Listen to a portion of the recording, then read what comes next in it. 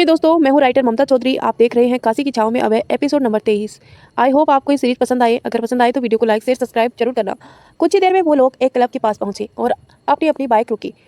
उन सबके बाइक रोकते ही उनके साथ आए जेब में आदमियों ने भी उनका पीछे जीप को रोक दिया। अमन काशी को देखते हुए कहा, अमर यहाँ पर रोज आता है। आज जब वो महल से निकला तब मेरे एक आदमी ने बताया कि वो यहाँ आया है, पर उसके आदमी भी हैं यहाँ पर। आप अमर को किडनैप कैसे करोगे? उसके ये कहने पर काशी ने उसे कहा, अब तुम देखते जाओ। ये कहते हुए उसने किसी को कॉल किया तो कुछ देर में 4 लड़कियां वहां पर आकर खड़ी हो गई। उन्हें देखकर अमन ने कहा, ये कौन है? बस तुम देखते जाओ, पता चल जाएगा। ये बोल वो उन लड़कियों की तरफ मुड़ी और उसे बोली, आप सबको पता है ना आपको क्या करना है? उन लोगों ने सर हिला के हाँ कह दिया। काशी ने उसे कहा, तो जाइए और अपना काम करें। उनकी बात सुनकर वो लड़कियां वहां से चली गई। अमन और युग खड़े हुए काशी के साथ देख रहे थे। उन्हें देखा लड़कियों ने गार्ड्स को देखते ही देखते बेहोश कर दिया था। चारों लड़कियों ने काम खत्म करते ही काशी को इशारा किया। अब बारी थी अमर के बाहर आने की। उन लड़कियों ने के जाने के बाद जब अमर शराब के नशे में दूध बाहर आया तो उसकी कदम सीढ़ियों से उतरते हुए लड़खड़ा रहे थे। काशी ने इशारा किया तो अमन युग के आदमियों को इशारा कर अमर के पास जाने को कहा। इस वक्त रात का 1 बज रहे थे। कोई सड़क पर दिखाई नहीं दे रहा था। काशी ने आदमी कहे और अमर के पीछे उसके सिर पर वार किया तो वार होते ही अमर का सर घूम गया और वो वहीं सड़क पर गिर गया। काशी और बाकी सबने देखा कि वो बेसुध हो गया है तो वो तीनों उसके पास गए। काशी ने अपने आदमियों से कहा, इसे उठाओ और अमन के साथ ले जाओ। ये बोल उसके आदमी ने अमर को उठाया और अपने साथ जीप में बैठा लिया। अमन उन लोगों के साथ निकल गया। अमर को लेकर गए।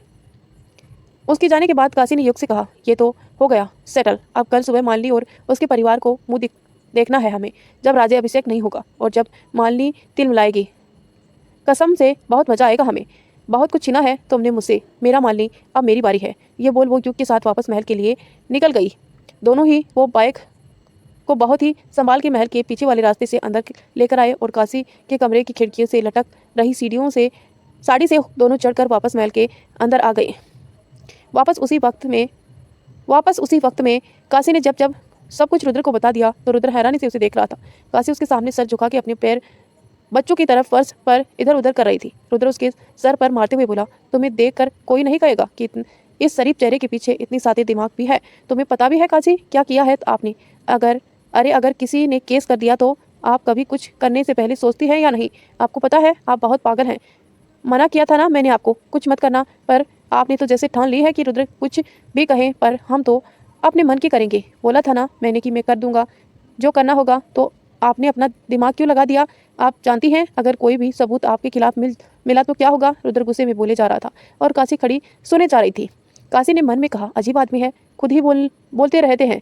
ये नहीं कि दूसरे की भी सुन ले, पर इन्हें तो जैसे सोच लिया है कि हम बोलेंगे बाकी सब सुनेंगे। आखिर अंकल के बाद यह ही राजा बनेंगे तो हुक्म देना, बात बता कहानी ये सब तो आना ही चाहिए। बात कहनी ये सब तो आना ही चाहिए, पर इसका मतलब ये तो नहीं है कि मेरे ऊपर ही प्रैक्टिस करें। हद है, कितना बोलते हैं ये।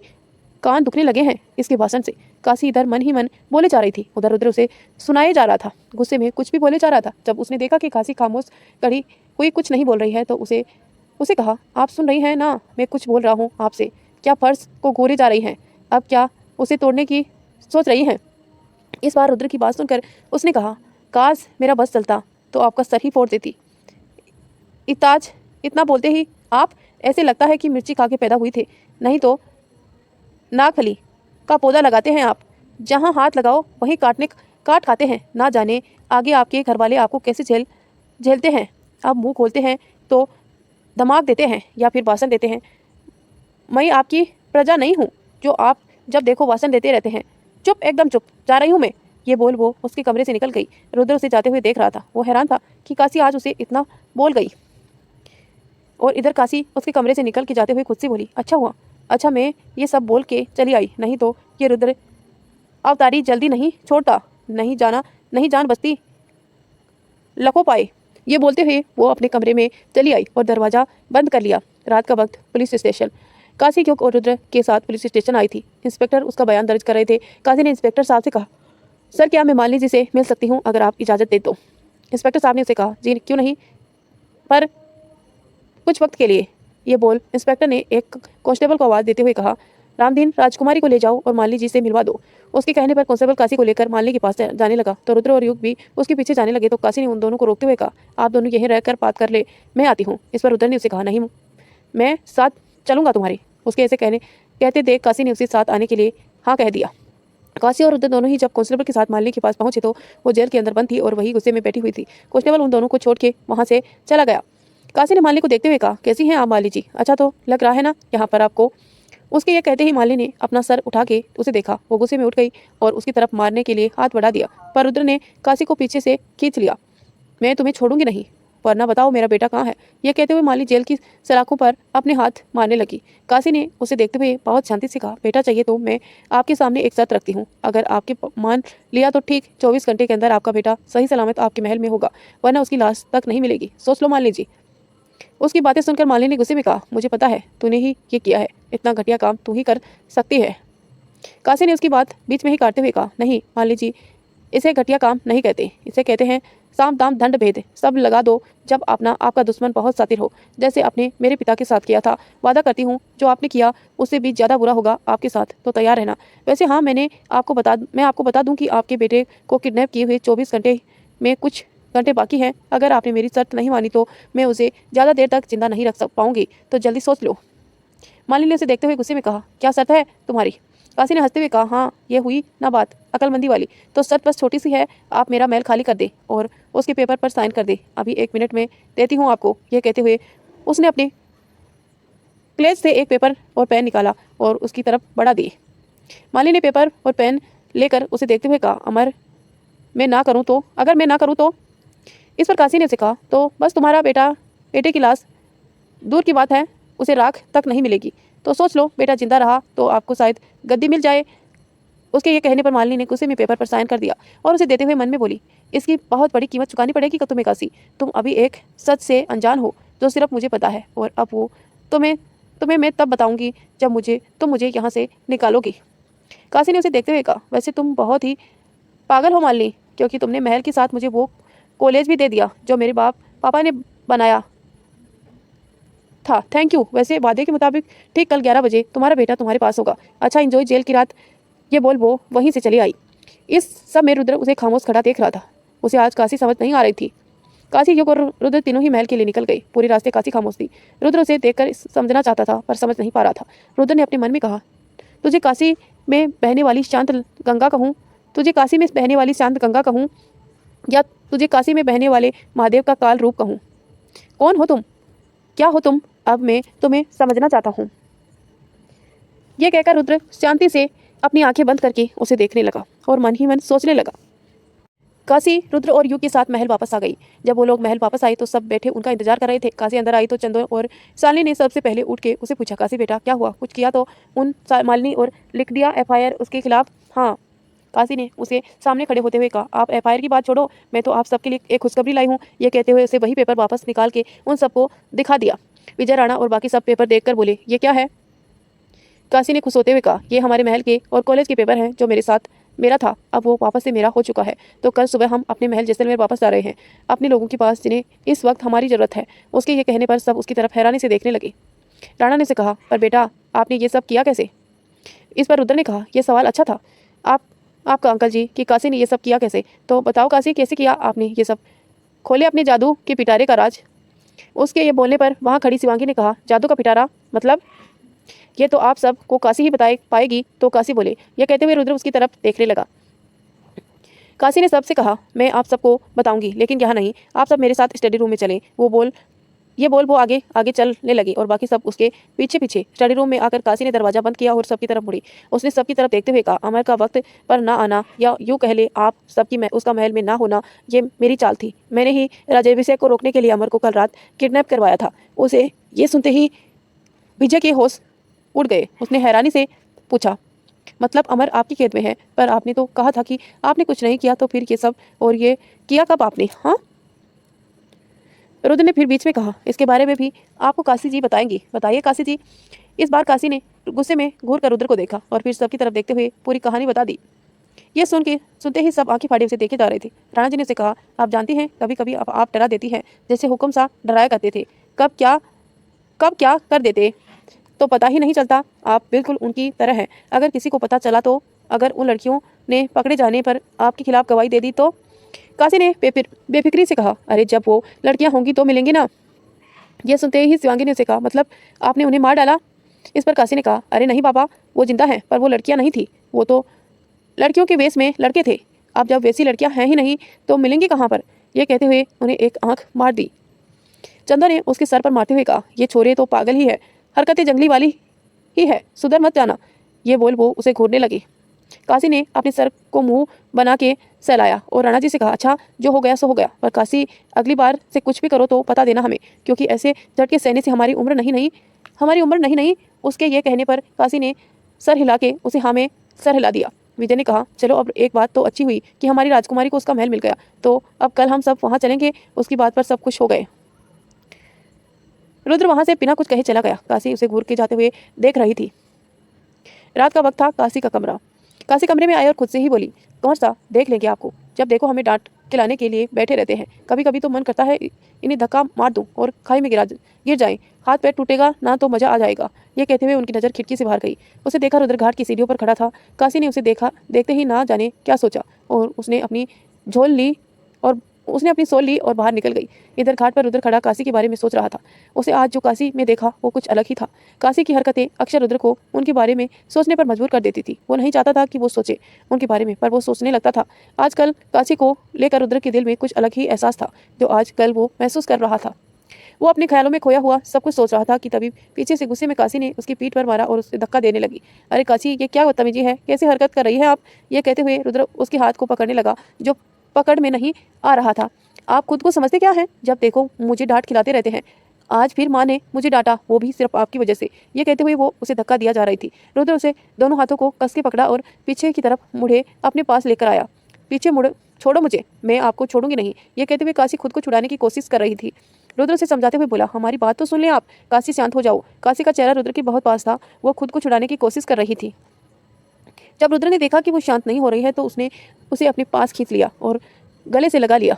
उसे गले लगाए उसे कहा, काशी शांत हो जाओ अब। काशी उसे दूर होते हुए बोली, दूर रहो आप मुझसे, जब देखो खुद डांटेंगे और बच्चा खुचा मेरे अपनों से भी मुझे डांट खिलाएंगे। ये कहते हुए वो रोने लगी।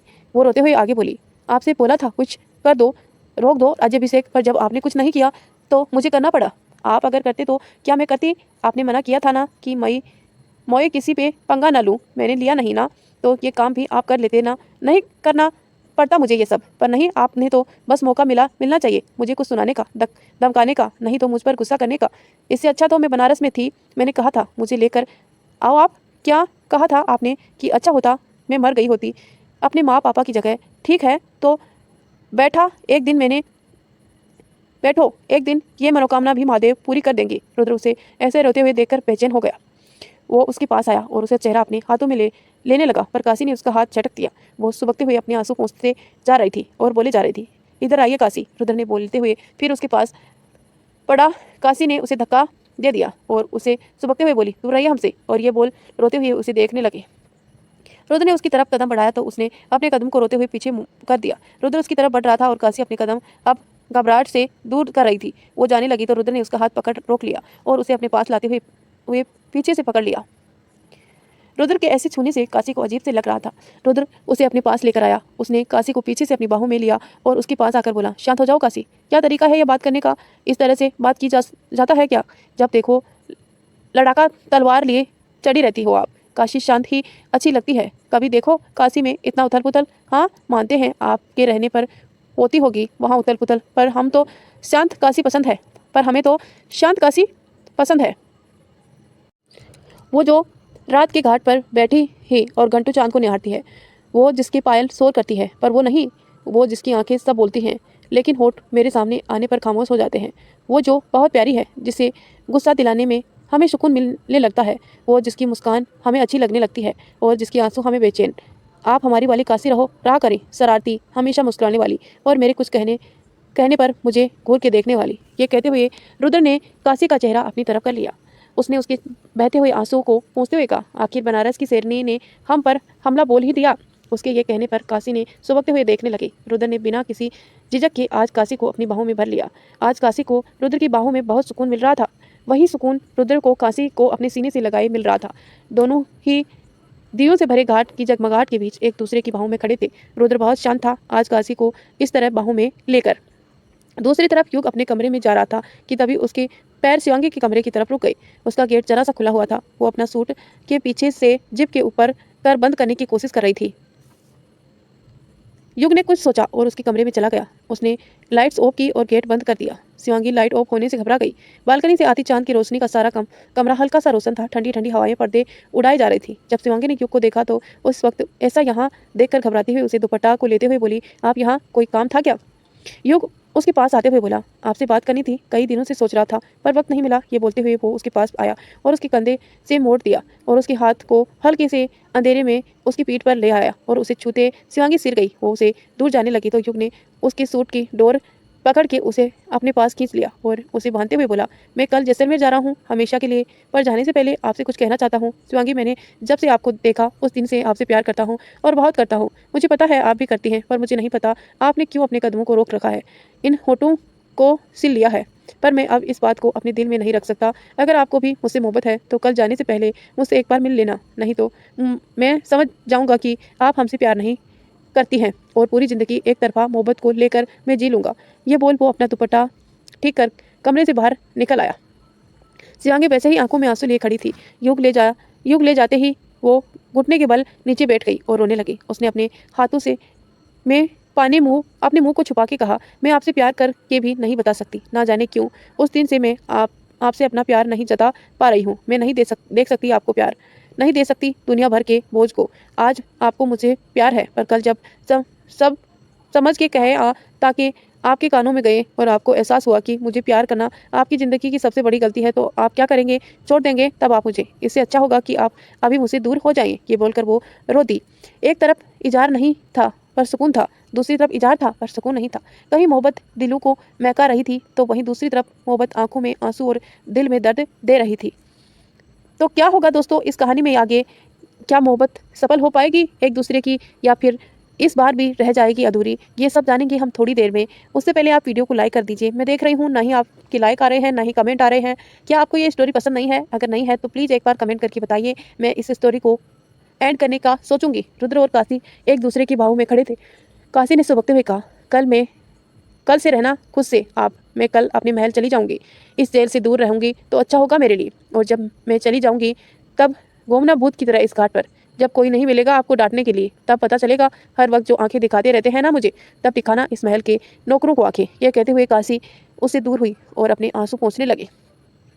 रुद्र ने उसकी बात सुनकर कहा, आप माधवगढ़ से बस जैसलमेर जा रही हैं राजकुमारी? राजस्थान या हिंदुस्तान छोड़ के नहीं जा रही हैं?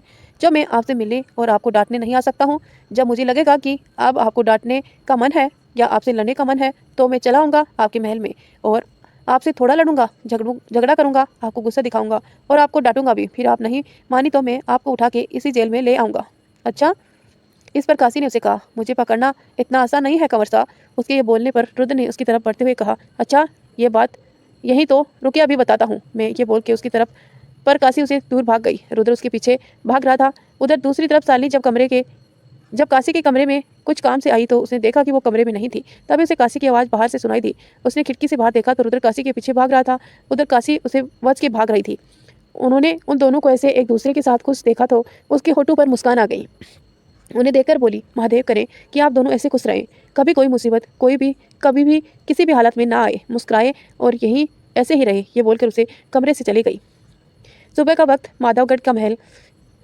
काशी जब तैयार होकर नीचे आई तो उसने देखा कर चंदो ने कहा, आपने अपना सारा सामान पैक कर लिया ना? देखो कुछ रह ना जाए। काशी ने नाश्ते की टेबल पर के पास बैठते हुए कहा, हाँ माँ, सब ले लिया। वैसे आप और आंटी भी हमारे साथ चल रहे हैं ना? यह कहते हुए उसने विजय की तरफ देखा। विजय ने कहा, नहीं बेटा, हम नहीं चल रहे हैं आपके साथ, पर वादा करते हैं जल्द आएंगे आपसे मिलने। पर आप खुद को अकेला मत समझना, हम सब हैं आपके साथ। आप आराम से जाइए और अपनी रियासत के लोगों से मिलें, उन्हें जाने और वक्त दे खुद को समझने के लिए। अब सबसे बड़ी जिम्मेदारी आपके कंधों पर आने वाली है, तो इसे अभूत ध्यान से उठाएं आप, ठीक है? काशी ने उसकी तरफ देखकर कहा, आप फिक्र ना करें अंकल जी, मैं अभय प्रताप सिंह की बेटी और राणा जी की परवरिश में पली उनकी लाडली हूँ। इतनी कमजोर नहीं हूँ कि कुछ बेकार लोग की धमकी से डर जाऊँ। आप चिंता मत करो, मैं हूँ ना। ये बोलकर वो मुस्कुरा दी। उसकी बात पर विजय ने उसके सर पर प्यार से हाथ फेर दिया। रुद्र भी कुछ देर में आ गया। काशी ने उसे देखकर मुंह बना लिया, जिस पर रुद्र मुस्कुरा दिया। कुछ देर में उन सब की जाने की सारी तैयारियां हो गई। विजय, शालिनी और रुद्र तीनों उन सबको छोड़ने बाहर तक आए। शिवांगी कहीं दिखाई नहीं दे रही थी। युग युग की नजरें बार बार उसे खोज रही थी, पर उसे शिवांगी कहीं भी नजर नहीं आ रही थी। उसका दिल बेचैन था। काशी उसके चेहरे को देखकर समझ गई कि शिवांगी को खोज रहा है, पर उसे ना पाकर बेचैन है। उसने शालिनी की तरफ देखकर पूछा, आंटी जी शिवांगी नहीं दिख रही है, कहाँ है वो? क्या वो हमसे मिलने नहीं आएगी? उसके पूछने पर शालिनी ने जवाब दिया, अरे बेटा, वो तो आज सुबह अपने कॉलेज चली गई है, कुछ जरूरी डॉक्यूमेंट सबमिट करना था। उसकी बात सुनकर काशी ने कहा, अच्छा ठीक है, ये बोल उसने युग की तरफ देखा जिसके चेहरे उदास था। वो समझ गया कि शिवांगी उसे नहीं, इसका मतलब कि उसे प्यार नहीं करती है। वो इसी सच को अपने दिल में लेकर जा रहा कर गाड़ी में बैठ गया। बाकी सब भी गाड़ी में बैठकर काशी ने तो अपनी धुन को देखा और उसकी तरफ बढ़ गया। ये देखकर चंदो ने उसे कहा, खबरदार जो उसको हाथ लगाया तो चुपचाप आकर कार में बैठ जाइए। ये सुनकर उसने मुंह बनाते हुए राणा की तरफ देखकर कहा, बाबा प्लीज ना। इस पर राणा जी ने कहा, जाने दो ना उसे। अच्छा, पर आप युग को साथ ले लो। और कहते हुए उन्होंने युग को कहा कि जाकर काशी के साथ बुलेट पर आ जाए। और युग ने सुनकर काशी के पास चला गया। चंदो और राणा ने गाड़ी के आगे काशी की चमचमाती ब्लैक कलर की बुलेट खड़ी थी।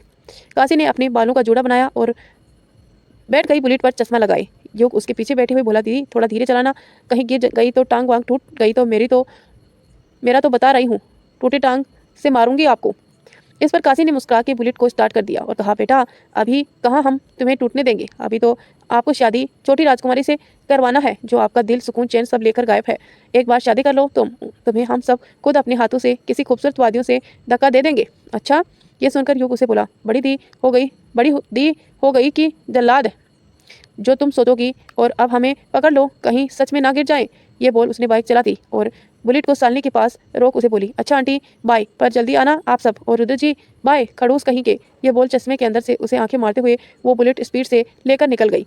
उसके जाने के बाद रुद्र ने गुस्से में कहा, एक बार सब ठीक होने दो, तब मैं खुद इसे मार डालूंगा।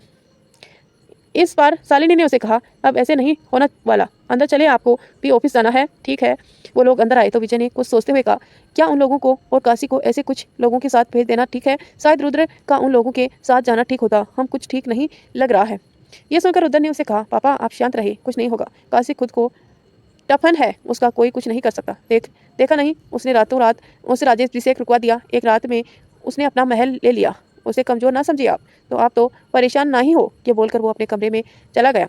कमरे में आकर उसने काशी को एक मैसेज किया और फोन टेबल पर रख दिया। इधर बुलेट चला रही काशी को फोन जब वाइब्रेट हुआ तो उसने बुलेट रोक दी। उसने बुलेट रोकने पर राणा जी और चंदो की गाड़ी भी रुक गई। युग ने उसे पूछा, दी क्या हुआ, बुलेट रोकी क्यों? उसने उसकी बात को कोई जवाब ना देते हुए अपना फोन निकाल के देखा तो रुद्र का मैसेज था। उसने उसे पढ़ा। उसमें लिखा था, पहले तो आप किसी से लड़ेंगे नहीं, पर अगर ऐसी सिचुएशन आ जाए पीछे मत हटना। आखिरी अब प्रताप सिंह और काशी प्रताप सिंह की बेटी हैं आप, कैसे कोई टिक सकता है आपके सामने? ये लिखकर रुद्र ने आंखें मारते हुए इमोजी भेज रखा था। इस मैसेज को पढ़कर वो मुस्कुरा दी। तभी राणा ने कहा, लाडो क्या हुआ है? काशी ने फोन वापस रखते हुए बोली, कुछ नहीं बाबा। ये बोल उसने बुलेट वापस स्टार्ट कर दी। काशी सबके साथ उसके महल की तरफ जा रही थी। तभी सामने किसी का एक्सीडेंट हुआ था। काशी ने बुलेट रोकी तो युग नीचे उतर गया। काशी ने बुलेट को स्टैंड पर लगाया और फिर दोनों उस आदमी की तरफ बढ़ गए। राणा की गाड़ी भी रुक गई और वो बाहर निकल आए। राणा के सारे आदमी हाथ में गन लिए उसके पीछे थे। राणा ने काशी को पीछे से कहा, बेटा संभल के।